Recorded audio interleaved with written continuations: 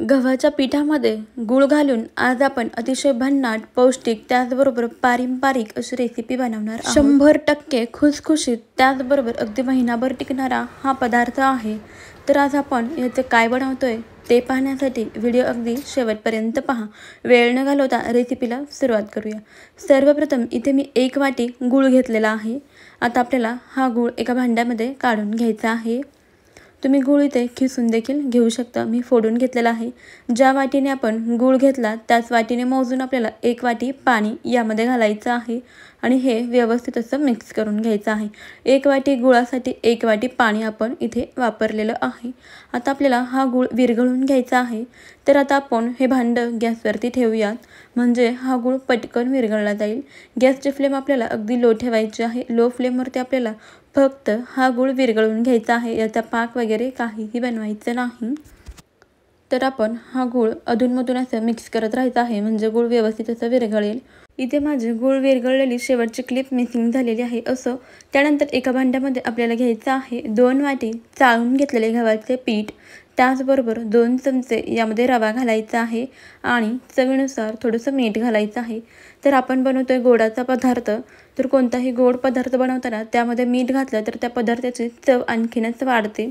हे सर्व जिन्नस आपल्याला एकजीव असे मिक्स करून घ्यायचे। त्यानंतर यामध्ये 1 चमचा वेलची पावडर घालायची आहे आणि पुन्हा एकदा हे व्यवस्थित असं मिक्स करून घ्यायचं। आता आपल्याला यामध्ये कडकडीत असे 2 चमचे तेलाचे मोहन घालायचं आहे। तेलाचे मोहन घातल्यामुळे आपला पदार्थ जास्त आणखीनच खुसखुशीत तयार होणार आहे। मोहन घालायचं आणि व्यवस्थित असं मिक्स करून घ्यायचं। यानंतर आपल्याला हाताने हे संपूर्ण पीठ, हे मोहन आहे ते या पिठामध्ये मिक्स करून घ्यायचं आहे। तर बघा असं चोळून चोळून घ्यायचं, म्हणजे हे जे मोहन आहे ते सर्व पिठाला छान एकसारखं असं लागलं जातं। तर आपण यामध्ये रवा देखील वापरलेला आहे, यामुळे देखील आपला पदार्थ 100% खुसखुशीत होणारच आहे। तर बघा हे संपूर्ण जे मोहन आहे ते अशा पद्धतीने पिठाला चोळून घ्यायचं आहे। संपूर्ण मोहन आपण या पिठामध्ये चोळून घेऊयात। तर बघा इकडे मी हे संपूर्ण पीठ आहे ते मोहनमध्ये असं व्यवस्थित चुरून घेतलेलं आहे। आता ना आपल्याला यामध्ये घालायचं आहे गुळाचं पाणी। तर बघा इकडे आपला जो विरघळलेला गूळ होता ना त्याचं पाणी यामध्ये घालायचं आहे। गाळणीने हे पाणी गाळून घ्यायचं, कारण बऱ्याच वेळा ना गुळामध्ये कचरा असतो, त्यामुळे हे पाणी गाळून घ्यायचं। तर आपल्याला हे जे पीठ आहे ते मळून घ्यायचं आहे, याची कणिक बनवून घ्यायची आहे। तर यामध्ये जसं आपल्याला गरज पडेल तसं थोडं थोडं करत गुळाचं पाणी यामध्ये घालायचं आणि हे पीठ मळून घ्यायचं आहे। गरजेनुसार आपण यामध्ये गुळाचं पाणी ॲड करत जायचं आहे। तर बघा आपल्याला हे जे पीठ आहे ते जास्त घट्टही नाही किंवा जास्त पातळही नाही मळायचं, मीडियम अशा स्वरूपाचं मळून घ्यायचं आहे। अधूनमधून गरजेनुसार आपण यामध्ये गुळाचं पाणी ॲड करत जाऊ आणि हे पीठ आपल्याला मळून घ्यायचं आहे। व्यवस्थित असं आपण हे पीठ मळून घेऊयात। तर पहा इकडे हे जे पीठ आहे ते मी मळून घेते।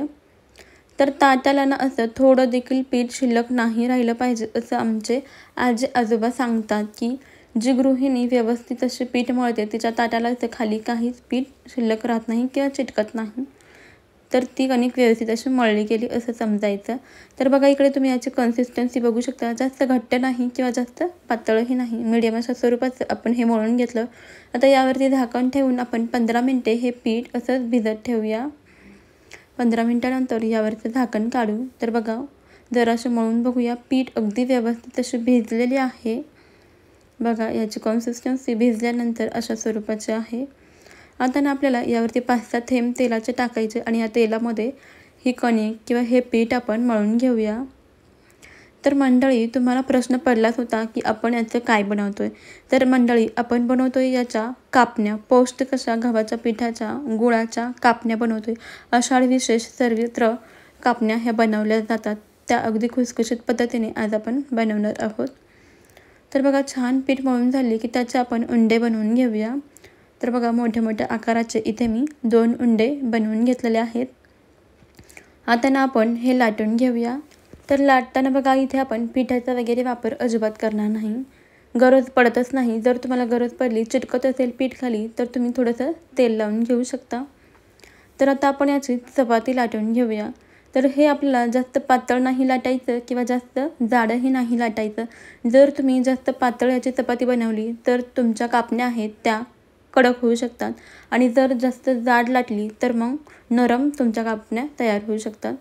तर बघा इकडे मी मीडियम अशा स्वरूपाची याची चपाती लाटून घेतलेली आहे. तर याची जाडी मी तुम्हाला दाखवते. बघा जास्त जाड नाही किंवा जास्त पातळ नाही अशा स्वरूपाची जाडी आहे. आता आपल्याला ना यावरती टाकायची आहे खसखस. इथे मी भरपूर खसखस घेतलेली आहे. भरपूर अशी खसखस यावरती आपल्याला टाकायची आहे. तर बघा या चपातीवरती आपण खसखस लावून घेतलेली आहे. खसखस लावून झाली की आपण लाटण्याच्या मदतीने याला जरासं प्रेस करून घ्यायचं आहे. म्हणजे आपली खसखस तेलामध्ये कापण्या तळताना निघणार नाही, जास्तीचे निघणार नाही, याला चिटकून राहील. तर पहा व्यवस्थित असं आपण लाटण्याने ह्या खसखसवरून प्रेस करून घेतली. यानंतर इकडे मी चाकू घेतलेला आहे आणि चाकूच्या मदतीने आता मी याचे कट करणार आहे, कापण्या करून घेणार आहे. तर मी ना हे डायमंड शेपमध्ये कट करून घेते. तुम्ही हव्या त्या आकारामध्ये या कापण्या कट करून घेऊ शकता. तर बघा कापण्या अगदी मस्त अशा डायमंड शेपमध्ये मी कट करून घेतलेल्या आहेत.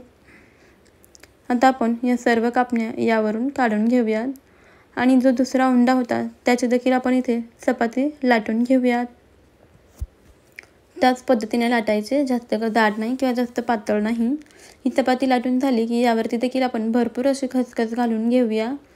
त्यानंतर लाटण्याच्या मदतीने ही खसखस यावरती प्रेस करून घेऊया आणि लगेचच याचे देखील आपण कापण्या कट करून घेऊया. तुम्ही तुमच्या आवडीनुसार हव्या त्या आकारामध्ये या कापण्या कट करून घेऊ शकता. तर बघा इकडे मी सर्व कापण्या आहेत त्या कट करून घेतलेल्या आहेत, बघू शकता. आता या सर्व कापण्या आपण यावरून काढून घेऊयात. तर इथे आपण लाटताना अजिबात पिठाचा वगैरे वापर केलेला नाही. मस्त अशा आपल्या बघा इकडे सर्व कापण्या कट करून झालेल्या आहेत. आता आपल्याला या तळून घ्यायच्या आहेत. त्यासाठी बघा इथे मी ऑलरेडी तेल गरम करायला ठेवलं होतं. तेल गरम झाले का चेक करण्यासाठी थोडंसं पीठ यामध्ये सोडलं. ते पीठ पटकन वरती आलं म्हणजे आपलं तेल व्यवस्थित गरम झालेलं आहे. आता यामध्ये मावतील तितक्या कापण्या आपण या कढईमध्ये सोडूयात आणि इथे ना आपल्याला गॅसची फ्लेम मिडियम ठेवायची आहे आणि मिडियम फ्लेमवरती या कापण्या आपल्याला तळून घ्यायच्या आहेत. तर पहा कापण्या टाकल्यानंतर छान अशा फुगायला लागलेल्या आहेत, म्हणजे त्या छान खुसखुशीत देखील होणार आहेत. मिडियम गॅसवरती आपल्याला या तळून घ्यायच्या, म्हणजे आपल्या कापण्या छान खुसखुशीत अशा तळल्या जातात. तर बघा इकडे याला मस्त असा बदामी रंग आलेला आहे. अधूनमधून अशा कापण्या उलटवून घ्यायच्या आहेत. तर बघा जरासा तपकिरी कलर येईपर्यंत आपल्याला या कापण्या तळून घ्यायच्या. इकडे याला मस्त तपकिरी कलर आलेला आहे, छान या ब्राऊन अशा झालेल्या आहेत. आता आपण लगेच या तेलामधून काढून घेऊया आणि आता याच पद्धतीने आपल्याला इतर राहिलेल्या देखील कापण्या आहेत त्या देखील मिडियम गॅसवरती तळून घ्यायच्या आहेत. तर मंडळी तुम्हाला एक निवेदन आहे की तुम्ही आपला हा व्हिडिओ कोणत्या शहरातून पाहताय ते मला कमेंटमध्ये नक्कीच कळवा. त्याचबरोबर आपल्या चॅनलवर नवीन असाल तर चॅनलला नक्की सबस्क्राईब करा, सोबतच बेल आयकॉनही प्रेस करा. तर बघा इकडे मी या कापण्या मस्त अशा तळून घेते. छान तळताना देखील बघा छान खुसखुशीत अशा झालेल्या दिसतात. थंड झाल्यानंतर तर या आणखीनच खुसखुशीत होणार आहे. तर पहा मस्त असा बदामी कलर आलेला आहे आणि याचा सुगंध अगदी घरभर असा पसरलेला आहे. तर बघा छान असा याला कलर आला, तपकिरी कलर आलेला आहे. आता आपण या कापण्या तेलामधून काढून घेऊया. याच पद्धतीने उरलेल्या देखील आपल्याला सर्व कापण्या तळून घ्यायच्या आहेत. तर पहा इकडे मस्त अशा आपल्या सर्व कापण्या तळून तयार झालेल्या आहेत. बघू शकता या कापण्या अगदी खुसखुशीत झालेल्या आहेत. मी तुम्हाला फोडून देखील दाखवते. बघा अगदी खुसखुशीत अशा आपल्या या कापण्या तयार झालेल्या आहेत. अजिबात वातड झालेल्या नाहीत किंवा कडक झालेल्या नाहीत, अगदी खुसखुशीत झालेल्या आहेत. या कापण्या अगदी महिनाभर देखील आरामशीर अशा टिकतात. या तुम्ही प्रवासामध्ये देखील घेऊन जाऊ शकता, लहान मुलांना स्नॅक्स म्हणून देऊ शकता. खूप छान टेस्टी लागतात या कापण्या. तर आषाढमध्ये आणखीनच काही पदार्थ बनवले जातात, जसे की तिखट पुरी असेल, तिखट कापण्या असेल, त्याच्या देखील रेसिपीज आपल्या चॅनलवरती अपलोड आहेत, ते देखील नक्कीच चेक करा. तर ही रेसिपी तुम्हाला कशी वाटली ते मला कमेंटमध्ये नक्कीच कळवा. सोबतच चॅनलवर नवीन असाल तर चॅनलला नक्की सबस्क्राईब करा. व्हिडिओला जास्तीत जास्त शेअर करा, लाईक करा. भेटूया अशाच पुढच्या छान छान नवनवीन भन्नाट आणि युनिक अशा रेसिपीमध्ये. तोपर्यंत खात राहा, मस्त राहा आणि सर्वात महत्त्वाचं म्हणजे हेल्दी राहा. आणि तुमच्याकडे देखील आषाढ तळायला सुरुवात झाली का ते मला कमेंटमध्ये नक्कीच कळवा.